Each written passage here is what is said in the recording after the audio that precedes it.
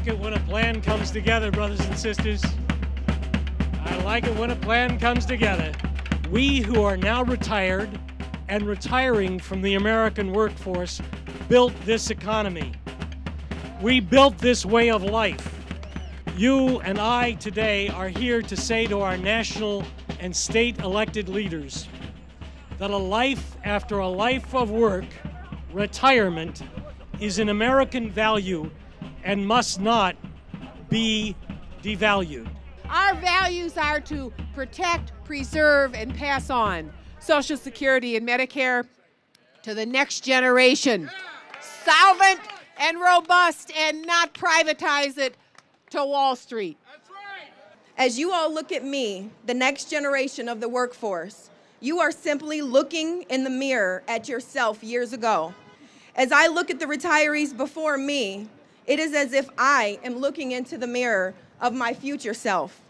I will one day be the retired worker. And I hope that the hard work and planning that we all put in now will allow me to retire as well with dignity and with respect. Prior generations gave us Social Security, Medicare, and defined pension plans.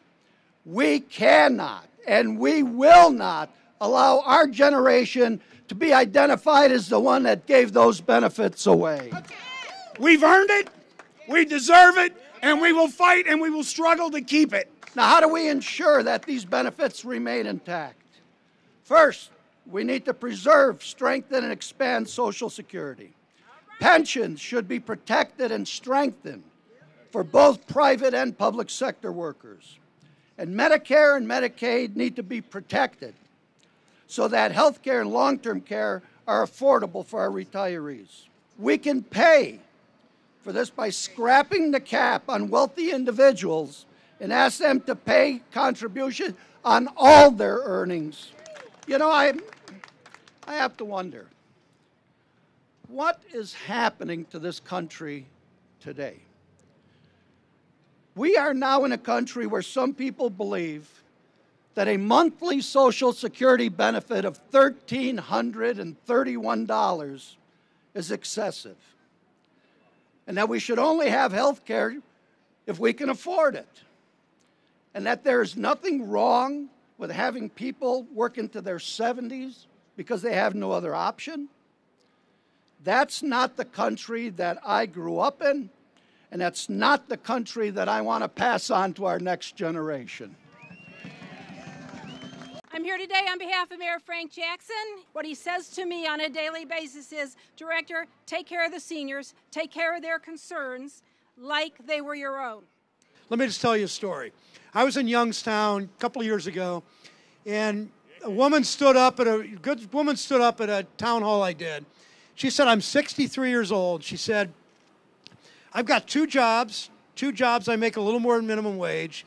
She said, I don't have health insurance, and I'm not making enough to buy health care. She said, my goal in life, get this, my goal in life is to stay alive until I'm 65 so I can get insurance. Think about that. People with the economy today simply don't have the retirement security they had. That's why this fight that the Alliance for Retired Americans is making, this fight that the steel workers and the electricians and the machinists and the auto workers and the laborers that are making, this fight that all of you as citizens that care about this country are making, makes all the difference. Elder justice is a serious issue. Elder abuse. As many of you know, elder abuse is a silent epidemic in the United States and Ohio. Currently, only 1 out of every 5 cases of elder abuse is reported nationwide. That means that most are never known. Thousands of seniors are victims of abuse every single year in this country. We need to overcome our reluctance to talk about elder abuse. Too often people believe that it's not something that's going to happen to them, it only happens to other people. Unfortunately, in this country, 1 out of every 10 seniors will be victims of abuse, neglect, or exploitation at some point in their life. This means you will know a victim of elder abuse in your lifetime. Be the voice for thousands of frightened and isolated seniors who are victims of elder abuse. Elder abuse will not end until we all join together and advocate for elder justice.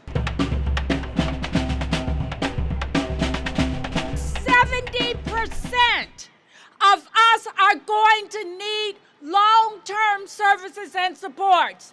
So, should you be in line? Let me ask, do you have high blood pressure? Get in line. Do you have diabetes? Get in line. Do you have arthritis? Get in line. Do you have chronic heart conditions? Get in line. Do you have a pulmonary disease? Get in line. Let me make this simple. Are you female? Get in line. Do you live alone? Get in line.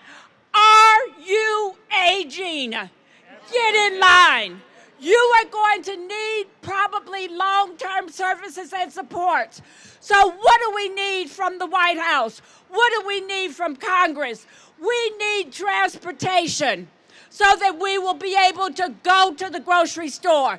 We need medical care that is accessible and affordable. We need meals because we are now having to make decisions about whether or not we will buy our medications or we will eat food.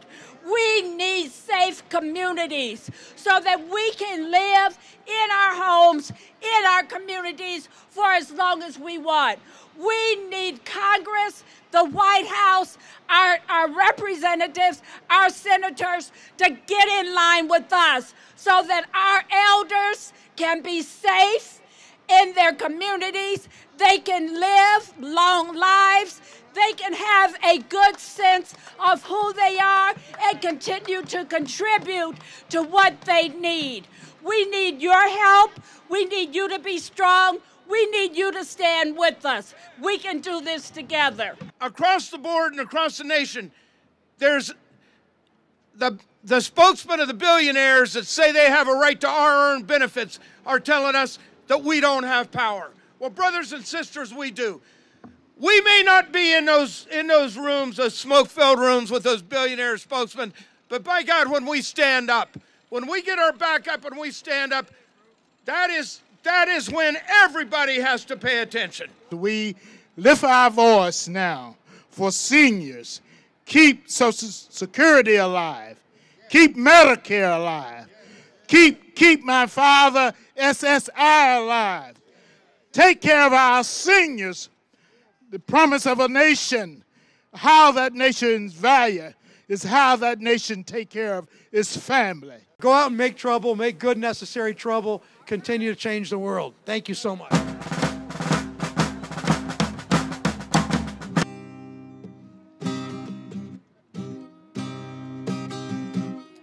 We helped to build this country all our lives, working day after day. We worked to build a future, and it seems secure. Now you know we're not so sure. We were promised that there would be benefits there, retirement income, and medical care.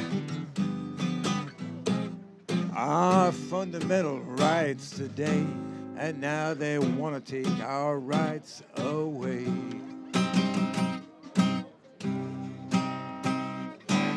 It took a struggle to get Social Security, a struggle to get Medicare. But they're such a part of our life. Without them, how can we survive? And what about our children? What's left for them? How will they survive? What's happened to our country? How can this be? We've got to fight for our security. We've got to stand up for our future. You and me, we've got to fight for our security.